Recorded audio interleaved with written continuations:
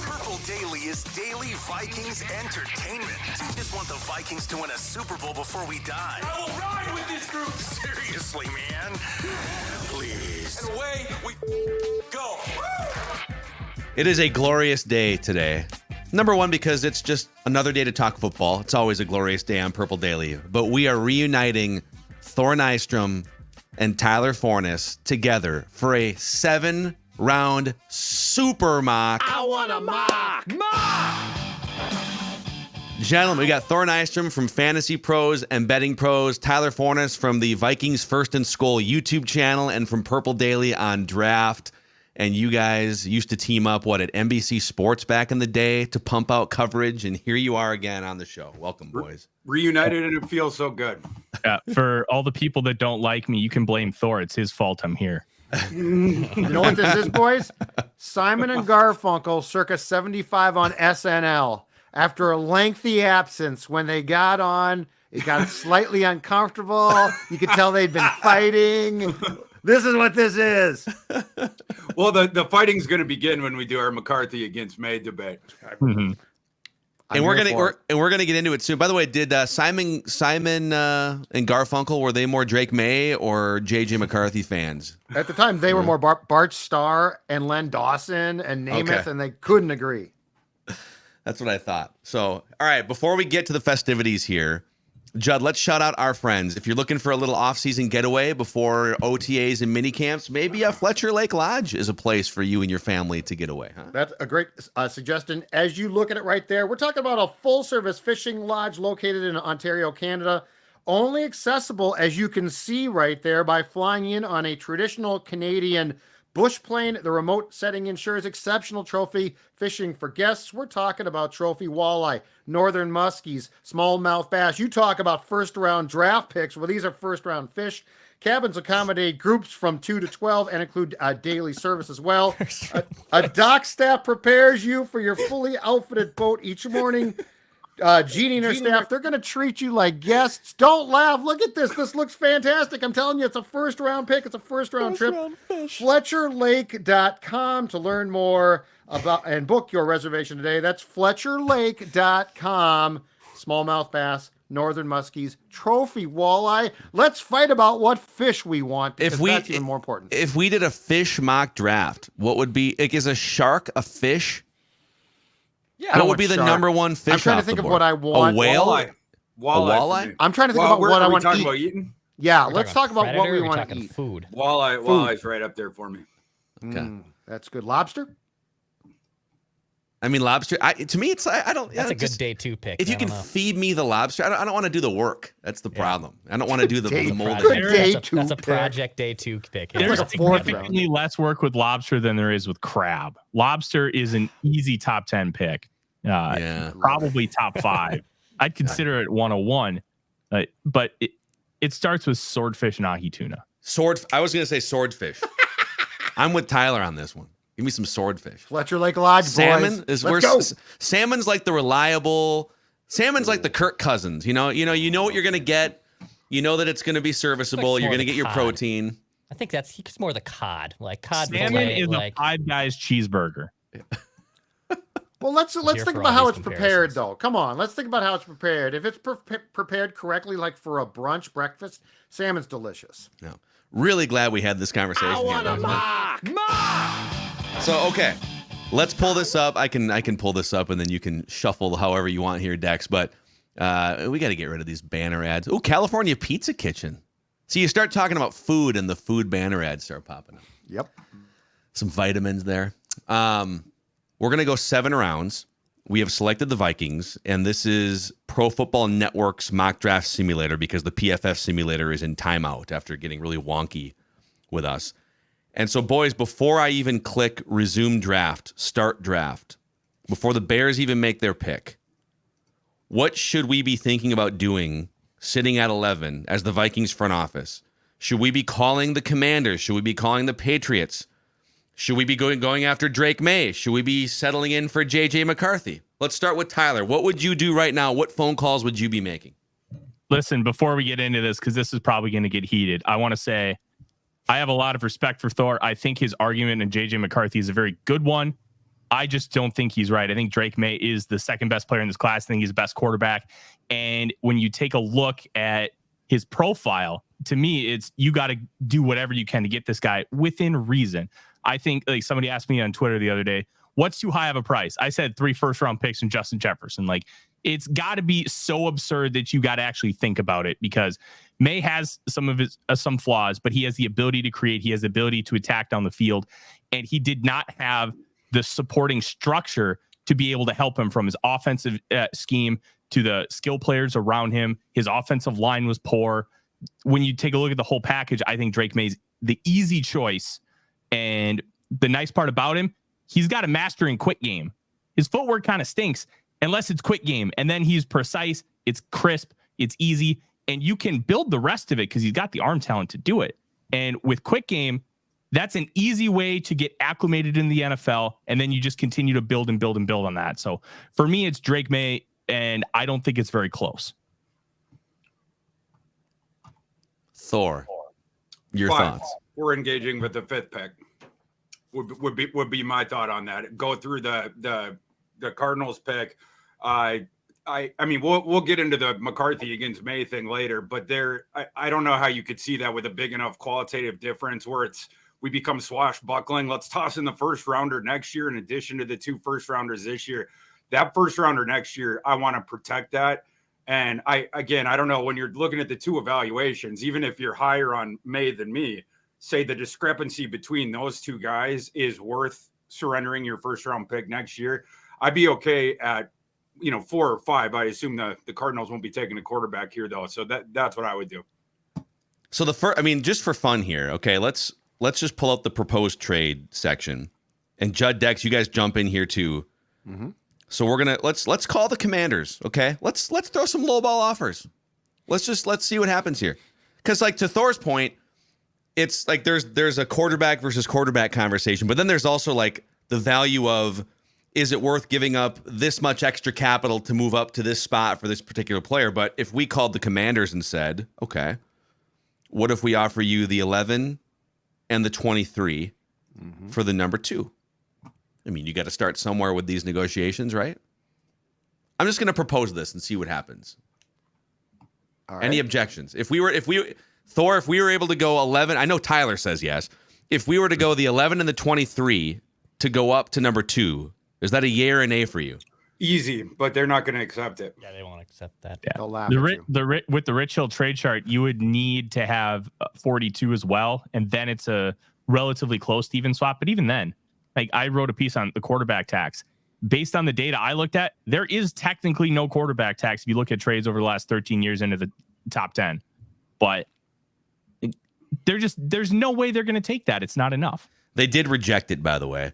So is there anything else, like, short of, because where you guys differ, it sounds like Thor doesn't want it. Thor, you'd like to protect that first round pick next year if you can.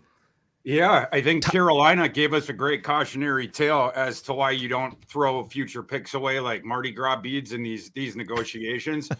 If the Vikings, yeah, I mean, like the Vikings next year, that's the reset year. You're only an injury or 2 away from the potential disastrous outcome, which at least in terms of next year's draft, you'd be picking high, but that's the thing I want to protect against as best I can. And that's why, I'm thinking more the 5th pick for the trade. What if we tried, just for fun, the 11, the 23, and a 3rd round next year? They're probably going to laugh in our face. They're not right? going to take that either. They're not going to take it. Okay, let's make them say no, which they did. They said no. We gave it a shot. Laughing. Let's make them say I think no. there's Okay, a better chance to do that at 3, and I still think they end up saying no. Yeah, but I keep seeing like beat reporters and people who are football smart enough saying that 11, 23 in the 3rd next year would be able to do it. I still don't think that would pry it away from New England, but let's offer it. All right, here we go. The 11, the 20, we've called New England. Yeah, is Bill Belichick there? Oh, no. Do you have another contact we can talk to? Okay. Elliot Wolf. It's his old man. Hey, this is Ron. I'm doing the job. Oh, they just accepted. Oh, we got it. They accepted it. Wow. We're on it. Okay, you're very happy right now if you're based in New England. Do you guys think that's at all realistic, that you would get to move up to the number 3 without giving up next year's first round pick? Possible. I don't think so. I don't think it's going to happen. Yeah. But the phrase one in the hand is better than two in the bush. If you have current assets, they're worth more than future assets. So the general idea being with the Rich Hill trade chart, first round pick next year is worth a second. First round pick in 2 years is worth a third. So having the 2 picks this year so they can get those assets now is inherently more valuable. And I think that's why they did it. If they don't have a plan already in place, which let's be honest, they probably have something with a team already in place to be able to move if this happens. They did it with the Lions 2 years ago. But I don't see the Patriots doing that unless there's a little bit more. Yeah. Well, let's click play here and see what the Bears do. So Caleb Williams, number 1. We'll go Commanders here too. So interesting. Drake May off the board at 2 to the Commanders. And we're going to hide these trade offers. We do have some trade offers coming in. But this is, I think this was the likely scenario being mocked for the entire college football season and into the early part of like January. And then Jaden Daniels started climbing up the board. So, okay, let's go to Thor here to start this conversation. Tyler's got, we tried with the Commanders. Now, Tyler, you might have overruled and said, no, give up that first round pick. Thor, Jaden Daniels and JJ McCarthy are both on the board here at 3. What do you do? This is a tough one for the Vikings. I have Jaden Daniels ever so slightly above JJ McCarthy in my overall rankings, but I think McCarthy is a much better fit for KOC's offense than Jaden Daniels for a couple of different reasons, but just specific to Jaden Daniels. You love the profile, except for one thing with regards to KOC's offense. He didn't throw over the middle last year. So a lot of the passes, it was either deep down the field or else the sideline stuff. And then the other thing is, while he has the good arm and while he's good in the pocket and while he's a good scrambler, very dangerous once he breaches a line of scrimmage, when he pulls the ball down, he rarely throws. So throwing on the run, it's not necessary, pushing him off the spot and stuff like that. That's where he struggles a little bit more. So JJ McCarthy, those are 2 of the things that he is the best at, throwing on the run and then peppering the middle of the field. Hey, let's go to this too. So the Cousins injury allowed us to see 3 backups essentially, but it also, I think, provided some very instructive lessons about O'Connell's willingness and probably more so want to adjust things. I think we could all agree that as a player here, Jaden Daniels is probably a very good pick. But here's my question. When it comes to O'Connell, how much do we think that he would want to or have any interest in adjusting? So like if he's decided McCarthy has a skill set that I like, and technically Jaden Daniels might be the better player slightly, but he doesn't really do what I want. Guys, how much of a discussion does that become based on the fact, and I'll give you one thing I think is important. For all his success early on, Josh Dobbs, you always got the feeling that O'Connell was a little bit annoyed that he couldn't do more of what he wanted to do. Yeah. So how much does that become part of the conversation? We're not just talking best quarterback as far as what the experts say. We're also talking about what fits Kevin O'Connell's scheme in particular. I think that's something you're going to think pretty deeply about. To my previous point about the middle of the field, as you guys know, the past couple of years, the Vikings, they're right near the top of the NFL, if not the top, in passes over the intermediate area, middle of the field. Last season, Jaden Daniels was 9 for 18 with a 2-to-1 TDI&T rate between the hashes, 10 to 20 yards downfield. It's a very popular pass in the Vikings offense, and he only attempted 18 of them, completed 9. So it's something that you would have to consider. Can we extrapolate? Can we project that he is going to get good at that? You're not taking middle of the field passes in the intermediate area out of KOC's offense completely. I mean, you could modulate the thing a little bit, but that is a central tenet of his offensive philosophy. We need the defense to be concerned about these passes to help us with the spacing the rest of the field. If they don't need to be concerned about the middle of the field, that's when you get the safeties back and different stuff like that. So I think it would bear considering for sure. Tyler, now that your guy Drake May is off the board here, we put in a phone call. He's off the board. We drew a line as a front office, so we aren't going to give up a future first-round pick. How are you, just kind of off what Thor's saying, How are you handicapping Jaden Daniels, JJ McCarthy, both sitting here for the Vikings to look at?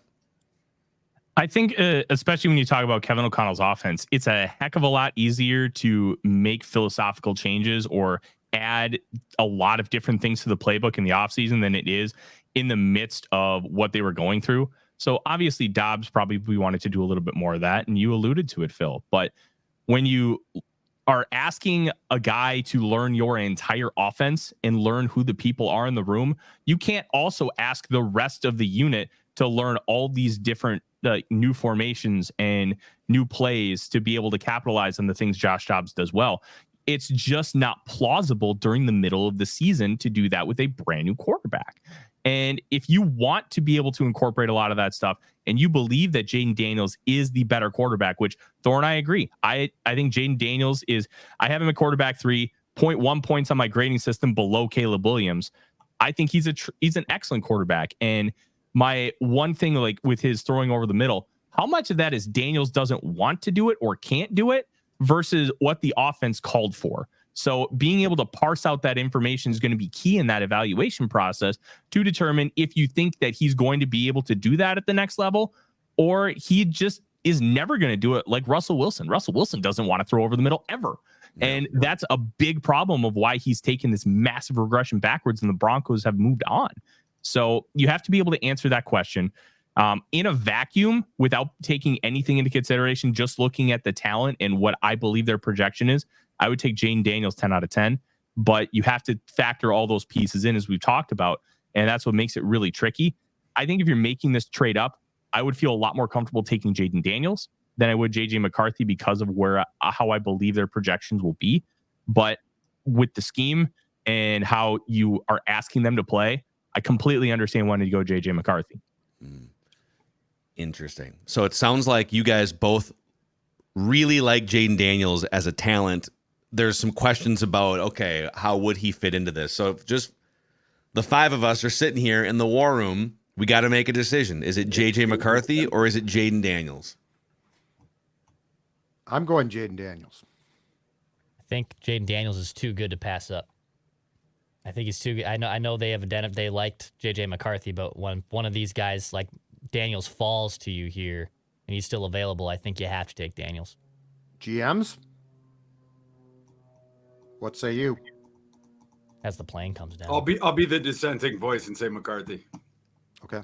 It's a really difficult decision. And fit matters so much with these quarterbacks. I was having a conversation with a good friend of mine the other day, and fit and like good surroundings is usually the reason why quarterbacks fail, regardless of how much talent they have. Mm-hmm. So when it comes to fit, based on everything that we know, and we haven't had a chance to have a conversation with Jaden Daniels or a lot of like the LSU people to determine how much of the questions we have about the middle of the field stuff. I think Daniels is the better player, but I think it would make the most sense for the Vikings to go with JJ McCarthy and how they currently like to play offense. Wow. I don't care. Well, then we got to go McCarthy. I feel like we are just. Now, here's the thing: O'Connell will change his offense. He already showed signs of it last year, and an entire offseason, he could change it to completely cater to what Jaden Daniels likes to do. But I think that the allure of McCarthy and the sky high ceiling, despite all the real questions I have about him, which is why he has a second round grade for me, I just think it makes too much sense. What's your biggest question about JJ McCarthy? What's your biggest criticism or your biggest thing that separates worth how Thor likes him versus you? I think a lot of it has to do with small, like he's got a relatively small sample size. He's got 28 games, but the situations that he was put in that you want to be able to like translate to the next level, like, hey, leading comeback victories and some of those things, being able to put a team on your back and not have like the world's best collegiate running game that doesn't run an option. How are you going to be able to handle those things? How are you going to be able to do that at the next level? I just think the small sample size to me is a little bit concerning. And it doesn't necessarily mean he can't. He's got a bigger sample size than Drake May, your boy, though. I don't know if I necessarily agree with that, but I can kind of see what you're saying. I haven't seen enough of him do some of these things to really feel comfortable that it's going to translate 1-to-1. where I saw Drake May have to be the main playmaker for his team. And even though it wasn't always successful, I'm not putting all the blame on him either. I feel like we should take McCarthy. Like both of you guys have said in your own way that he's the pick. And like the three of us are flunkies getting coffee and pizza. I'm not going to break, and I'm technically the tiebreaker, but I'm not going to go against. You guys both had an instinct for McCarthy in this system. We're drafting JJ McCarthy right there. The Vikings have JJ McCarthy with the 3rd overall pick. And you guys are fired if it's wrong. Yeah, well, I think we're all fired. That's when I'll be promoted. No matter what, no matter who the guy is. Just kidding. Everyone's getting fired. So we're going to get to the rest of the draft. We're going to let this play out. Our next pick is 108. Before we get to the rest of this super mock 7-round mock draft with Tyler Forness and Thor Nystrom, a shout out to our friends over at Federated Mutual Insurance Company. Been around for over 100 years, helping us build our business at Score North. If you're a business owner out there, you understand the importance of protecting your reputation, the workplace, your employees, financial assets. And the team at Federated is ready to help your team by creating a custom lineup of industry-specific coverages and risk management services to help you stay at the top of your game. Contact your local Federated rep. Go to federatedinsurance.com, where it's our business to protect yours. Also, our friends at Zero Res are here to help you deep clean your homes. It's spring cleaning season, folks. Don't do it yourself. Call Zero Res or go to zeroresminnesota.com. Ask for the Score North special, which is 3 rooms, 0 resified, starting at just $129. And this month, you can take $75 off when you get your air ducts Zero Res clean. 952-0-RES or zeroresminnesota.com. Say you want the Score North special and spell it forward or backwards. It spells the same, Zero Res. I want a mock. Okay, I'm going to pause this real quick here as we get to the end of the 3rd round, gentlemen. So the Vikings were on the clock in 10 more picks. They got the Rams at 99 and the Commanders at 100, round out the 3rd round. Here's who's available. You can see it on your screen here.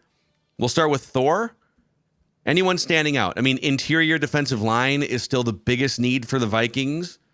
I would say left guard is wide open right now, but as we scroll through here, any names that you like? Yeah, Fiske and Pooney definitely stand out. Fiske's going to go before this in the draft. I would assume top half of the 2nd round, if not late first, after the show he put on in Indianapolis at the Combine. And then Dominic Pooney, if you guys are watching on YouTube, you know that he is near and dear to my heart as a Kansas Jayhawk. Played very well. He's going to be playing guard in the NFL, and I think that his game projects really well for that. But he was fabulous last year. He's a guy who could come in potentially and start immediately for a team like the Vikings. Left or right guard? It don't matter. Okay. Versatility. Good. Whatever you need him to do. What about you, Forno? Who are you seeing on this board that stands out?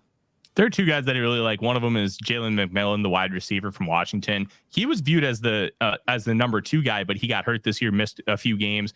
And then Jalen Polk really was able to kind of step into a larger role. And I have a 1st-round grade on Polk. I love him. But McMillan, he's a slot receiver, but he's not really built like one. He's built like he can play on the outside, and I think he can play on the outside. Just when you have Odunze and Polk, somebody's got to play in the slot, and McMillan was able to do that, and he's great at the catch point. He's a smooth route runner. I think he's being a little undervalued because of the lack of inclusion in that offense, just because he was hurt. And I would consider taking him in round 2. So getting him at this point in the draft, I think would be a really nice steal. And then Jaden Hicks, the Washington State safety. You want a guy who's versatile, who can play a lot of different roles for you on the back end. Vikings don't need a safety, but in the NFL draft, you just take talent. He's got the size, he's got length, he's got closing speed, and he is not afraid to hit you in the mouth. I think he would be a great Flores guy to really be, if they want to continue this 3 safety thing, which I'm not convinced they do. I think that was a necessity last year versus a want, and just being willing to adapt and adjust. But if they want to continue utilizing it, I think Hicks is a guy that you could have like be a rover or even play deep. You can ask him to do whatever, and I think he'd be successful. All right, Judd, I'm going to put you on the spot. You get to pick one of these guys. So Fiske, the defensive tackle from Florida State, who, as Thor said, may not even be there. So this might be the last time that maybe he climbs up this board. He's not even available at Phil, 108. You got to go like 10 picks more before we get to 108. That's true. I'm saying we could trade up, though, I guess, is the reason I paused it so we could trade up if we wanted to. Yep. I say we get through the third round. Okay, we'll resume the draft. See if any of these guys. We can just, why don't we just play it by slot for timing purposes? We'll see who's available at 108, and then we can. Oh. Kalen King off the board. Okay. Vikings on the clock. Fiske is still there, and the Kansas guard Pooney is still there, but the Washington wide receiver Jalen McMillan gone to the Patriots, which is not surprising. So Judd, pick either Fiske. Is it Fiske at this point? He's clearly the best player on the board. I go Fiske because you're going to need at this point in time you are clearly collecting DTs to give them chances, right? Yeah. Okay. Mm-hmm. All right, we're just going to pull the trigger there, and that's a remarkable drop by the Draft Network. The next pick is 129 for the Vikings. And then just for the audience, we have the 129, the 157, 167, 177, the 230, and the 232. So we have 6 picks remaining here. And we are now back on the clock with the 129. Bucky Irving, the running back from Oregon, is the best available player on the board right now, followed by Mason Smith, the defensive tackle from LSU. Thor, who stands out right now? Of those guys, I like Jalen Wright. This might be a little early with where the Vikings would think that they're going to take their running back, but it's not early in terms of where Jalen Wright's going to go. He's going to go on day 2. So this would be a steal in terms of that. The positions I'd be thinking about right now, obviously we didn't hit interior offensive line last time, so that would be one, and then corner would be the other one. But Mason McCormick is a guy that jumps out from South Dakota State. Speaking of great combines. Whoa, a 9.97 RAS? Yes. Whoa. He tested like a freak. And a neck roll? Oh, then it's not a question. Yep.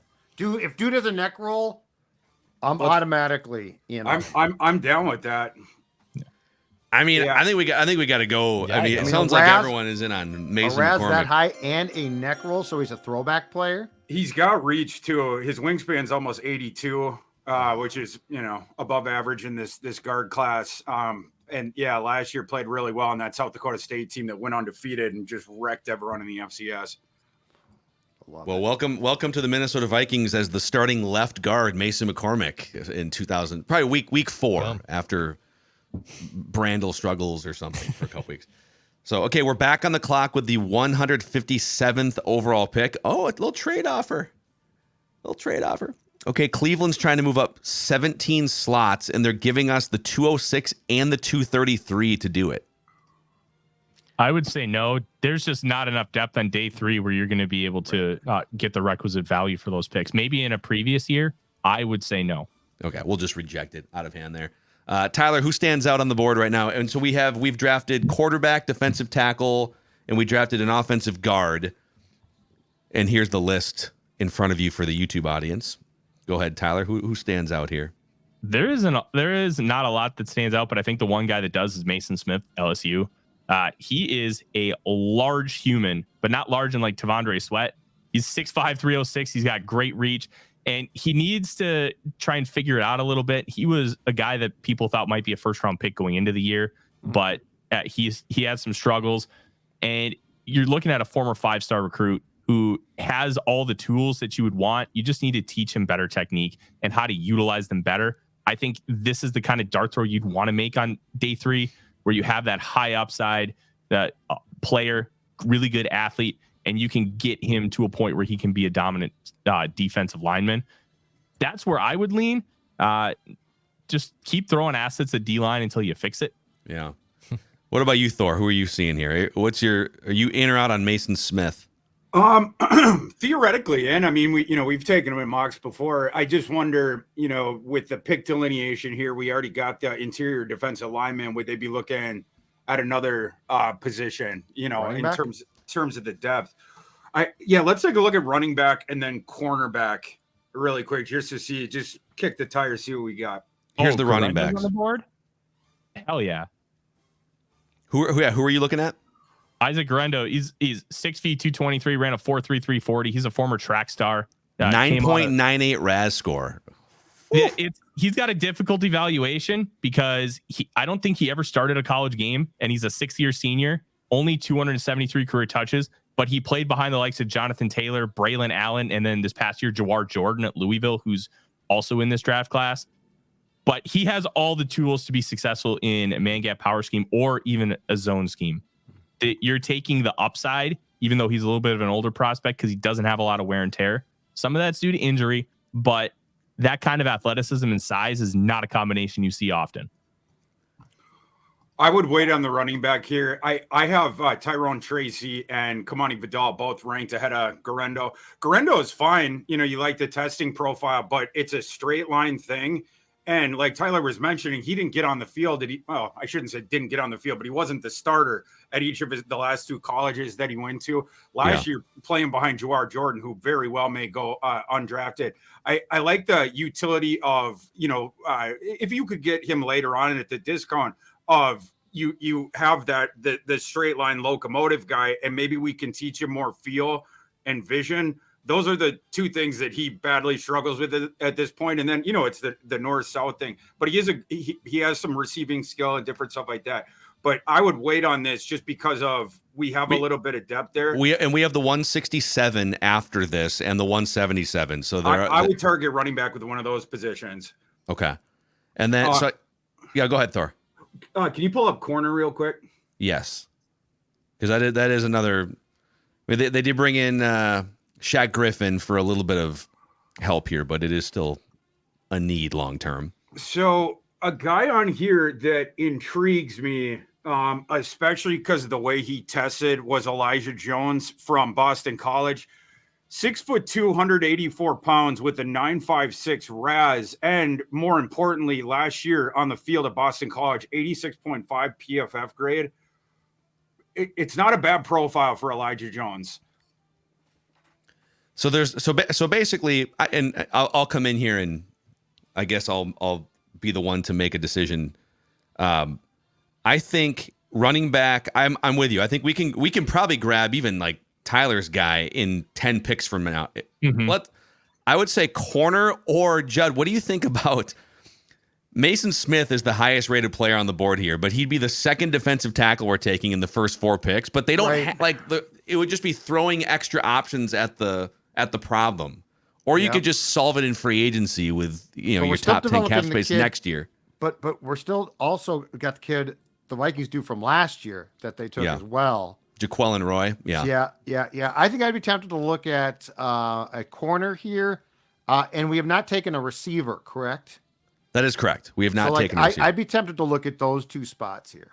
I'll just pull it. Taj Washington is the top rated wide receiver here from USC, and then there's a drop off. I think McCaffrey's gone at this point. Yep.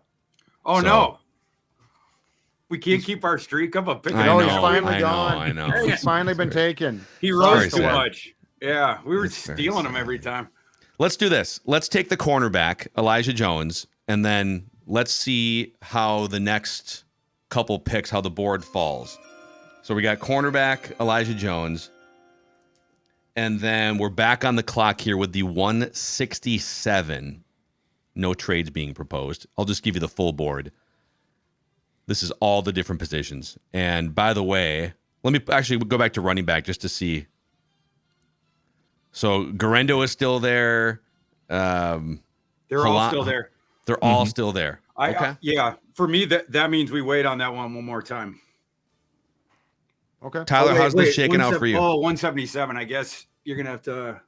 We got 10 more. We're 60 picks away from our next one. We're 10 picks away. 177's next. Yep, we're at the 167. Okay. Yep. Yeah, I wait on running back this time. I'm comfortable waiting. I really like Garendo, but I think Thor's 100% right. It is more of a straight line, and when he cuts, he doesn't really have burst. It's kind of odd when he's going in that straight line. It's kind of that Michael Bennett thing. Straight line, you're not touching him. But if he has to make a cutback, he doesn't have that same burst. I do like the idea of Theo Johnson. I think realistically, he probably goes like mid to late day 2 because that athletic profile is insane. And let's just be real. The Penn State passing offense was really, really poor, and they just did not utilize their lack of weapons at all. And he's got the size, he's got the profile. And tight ends take a while to develop, and I don't think it's necessarily a bad idea to get that kind of size, athletic profile into your room and see what you can do with it. But you know what? I think that's where I go.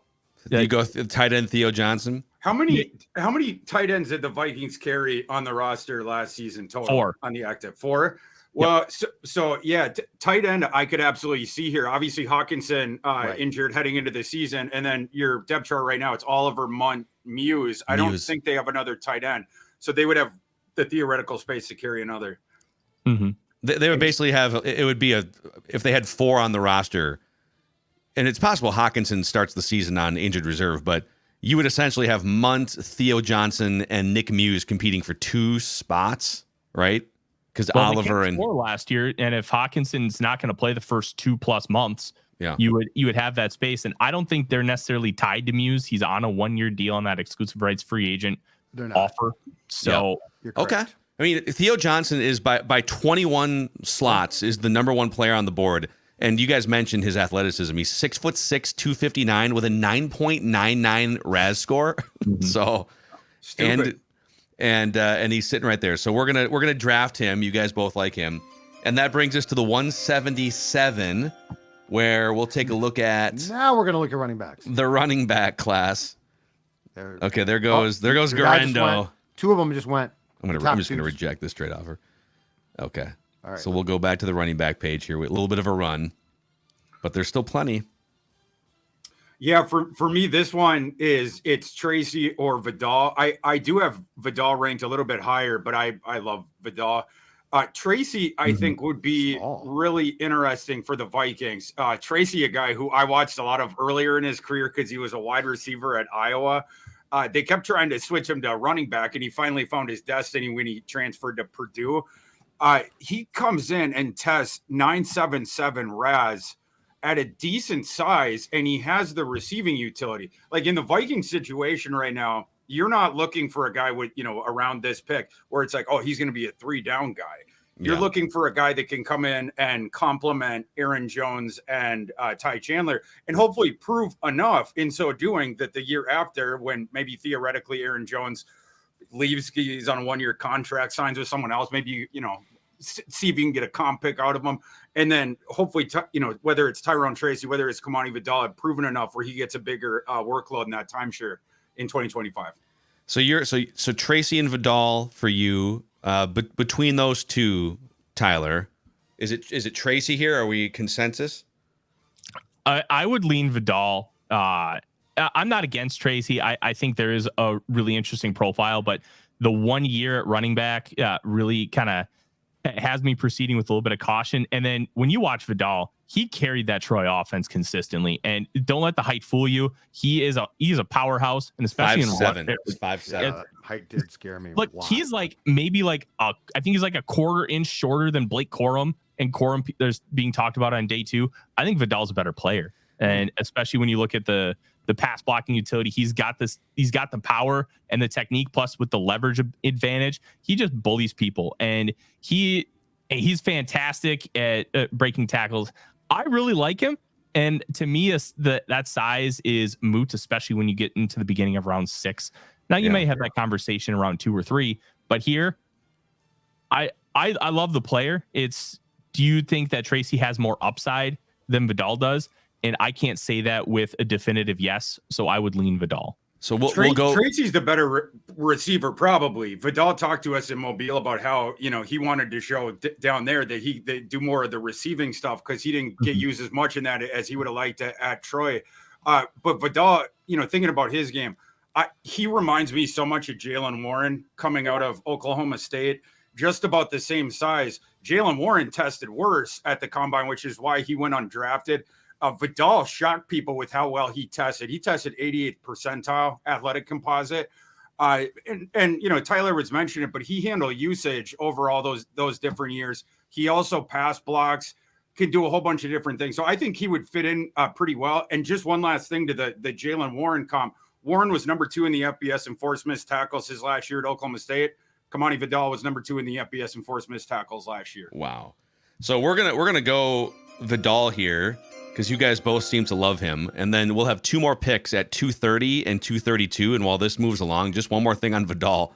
So he rushed for 1,661 yards at Troy last year in the Sun Belt at almost 6 yards a carry and 14 touchdowns. So 5'7", finding his way around for some productivity. He's very tricky. And by the way, he did that against better schools too. If they played Kansas State one game, they were giving him all the load, and he was playing really well in that game. Kansas State tried to load the box on him a couple of times. There was one run, he just blows right through it, and now all of a sudden he was behind the entire defense. So I mean, he has proven that he can do it. I love those little bowling ball guys. He hides behind the line of scrimmage, very good acceleration through the hole, and then he has the agility. And then he breaks tackles. He breaks the arm tackles, like we were mentioning before. Yeah, Bowling ball guys is a great term. let's go, dude. That's a great football-y term. So my biggest concern with 2 picks to go, and it's probably not going to be solved with the 230 and the 232, is that we didn't go wide receiver anywhere. Now, maybe the tight end from Penn State at some point turns out to be a pass catcher, but they really, I mean, right now, Brandon Powell is the Vikings' 3rd wide receiver. So now they're one of the most top heavy. They have one of the best 2-man pairings with Jefferson and Jordan Addison. But at the 230 here, I guess wide receiver is the only need we haven't checked.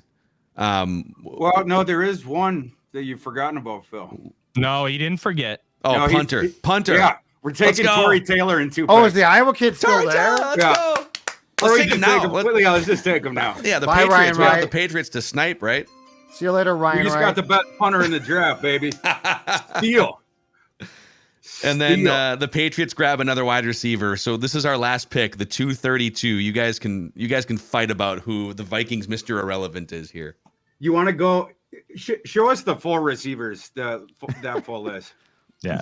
Fight over the scraps here. I was going to say it's going to be like I'd lean Jordan Whittington, especially when you're talking about round 7. You don't necessarily draft a guy that you think is going to be a starter in X amount of years. You're taking guys who are versatile and can be a great special teamer.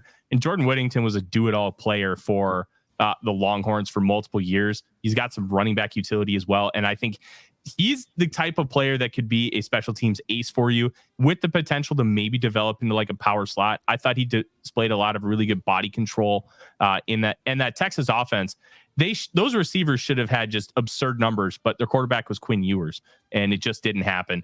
I really like Whittington a lot. I could see arguments for an Anthony Gould, but he's really small. Anaya Smith, I don't see it like a lot of other people do. Bub Means had a great process, and I haven't gotten eyes on his film yet, but that good football player. So there's definitely some decent options, but I think Whittington could be a special teams ace, and that's why I would lean him. Thor, do you want to fight him on that? I would probably. Can you go down just a little bit more, Phil? I just want to see if there's any guy that fell. This is my favorite thing about what we're doing right now is we are picking 232, and we are literally looking at the 200 top 300 players on the board. And Thor says, "Can you scroll down a little further?" It's my opinion that if there's a guy named Bub Means, you take Bub Means. He's That's an interesting, great name. He's a very interesting athletic package, 6'1", 212, and a 9'7" RAS. Talk dirty. But it's a total. I mean, you want to throw a dart in round 7? That's Bub Means. Like, he hasn't figured it out yet, but he would be one of those guys. If one of the coaches has a conviction, he's banging the table like, this guy's a stud athlete. Like, bring him in. I can teach him this stuff. And Keenan McCardle. That it would be sort of that guy. I think if you were going higher floor, it would probably be Gold. But to Tyler's point, he's small. I'm not a fan of Whittington. He's I think of him as like a homeless man's Laviska Shenault. The manufactured touch guy out of the slot who can't run routes, pretty much. You know what? David White, Western Carolina kid. He's another interesting one. Oh, yeah. All right. He's a lightweight speed guy. Can we agree on that one? Let's go. Yeah, David White. You guys we good all on agree? David White? I'm good with David White. All right. Okay. Add size.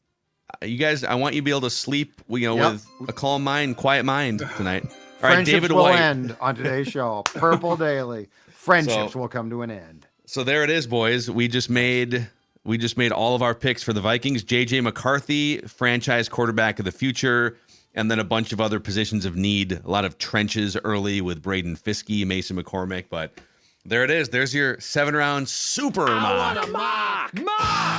We just turned around the franchise again.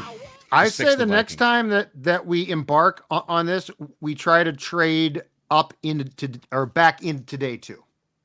Yeah, I like that. Okay, yeah. Because I think they're going. I think they're going to try that. So, And we will do another super mock with both of these Ah, guys I assume that. as the draft gets closer in April. So we'll have time for. I mean, there might even be some more trades that happen between now and then. Who knows? We'll see how far the Vikings can climb. But awesome stuff. Thor Nystrom from Fantasy Pros and Betting Pros, and Tyler Forness from Purple Daily on Draft and the Vikings First and Skull YouTube channel. You can check out their content. They're just machines this time of year, and they know their stuff. So thank you, guys. Jayhawks. Rock Chalk. Rock Shock. Exactly right, baby. I think they're going to lose in the first round, but that's fine. We'll see what happens. Stanford's not a bad team. They are not. They have like 30 wins in the regular season, Look something at like that. They talk basketball too. This is great. All right. So, hey, we'll say goodbye. We'll do a random Viking of the week here, so we'll keep it here, but we'll say goodbye to Tyler and Thor and shout out the brand new merchandise shop at scorenorth.com/shop, gentlemen, where we have a brand new Before I Die design. We've got Reckless Speculation hooded sweatshirts and tees. It's scorenorth.com/shop to check out all of the Score North and Purple Daily merchandise, including the brand new Before I Die design. So, wow. Real quick, before we cram in a random Viking to end the show here. Dude, that was I need a a cigarette. football sandwich and a half right there. I need a cigarette after that.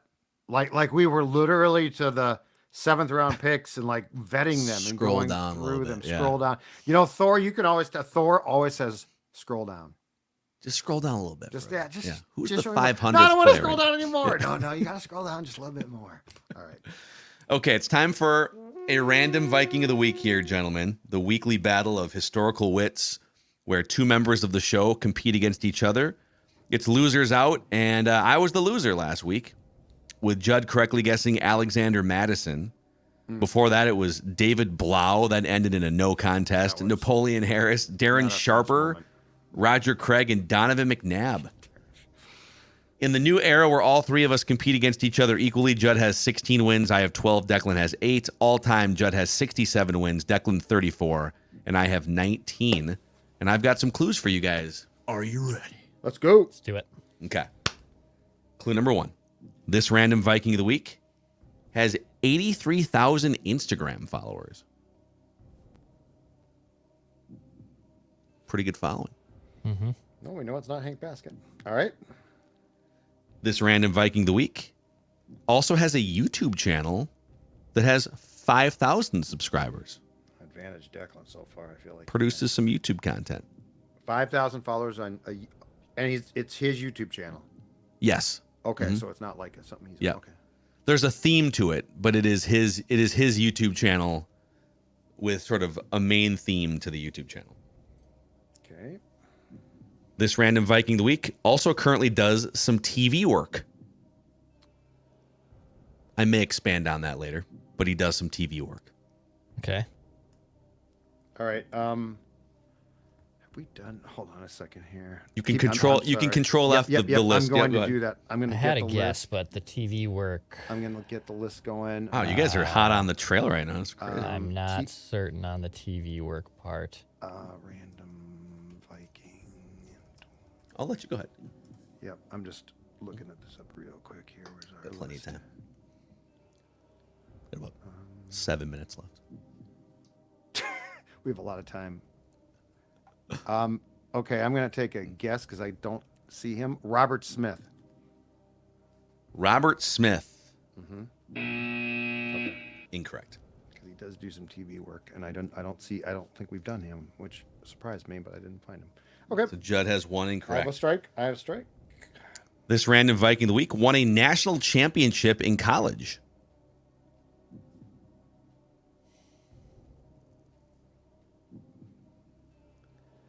This random Viking of the week scored 1 NFL touchdown in his career. Oh God. I guess. Should have let that come. 1 touchdown. Okay. Scored. So he. Okay.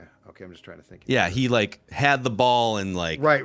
was in the end zone with the ball. Right, but that Touchdown. that leaves a lot of interpretation to go.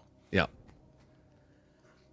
This is a great stat. This Random Viking of the Week holds his school's record in college with 6 career blocked kicks. Oh.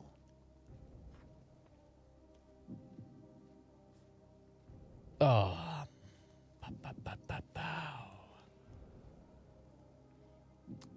6 career block kicks. This Random Viking of the Week played in 7 career playoff games.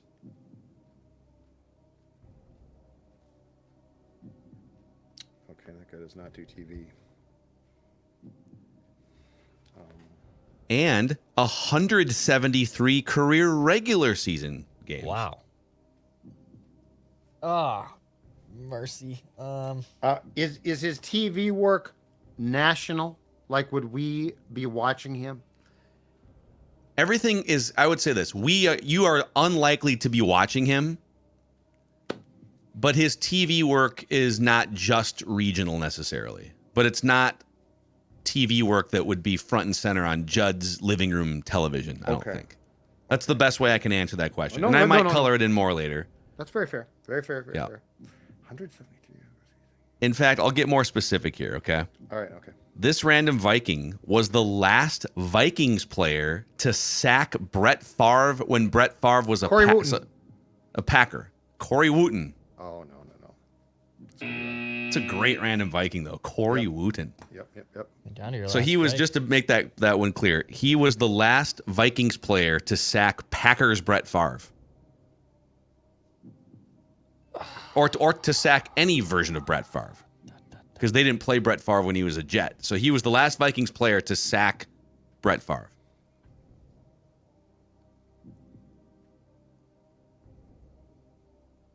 I don't know if this guy. Hold on. Let me see if we've done this guy. Wish I really hadn't. I really wish I hadn't yelled Corey Wooten now because I've got another guess now. This Random Viking of the Week, I think, might actually be a great interviewer long term because he loves to ask a lot of questions.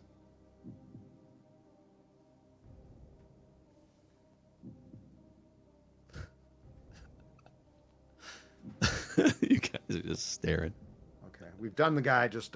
My third guess we've done. So we obviously. Guy's got a lot of questions. This guy's got a lot of questions. Yep. Very curious fella. He's a curious fella. This guy. I'll give you the network that he does TV for. Okay. It's the Longhorn Network.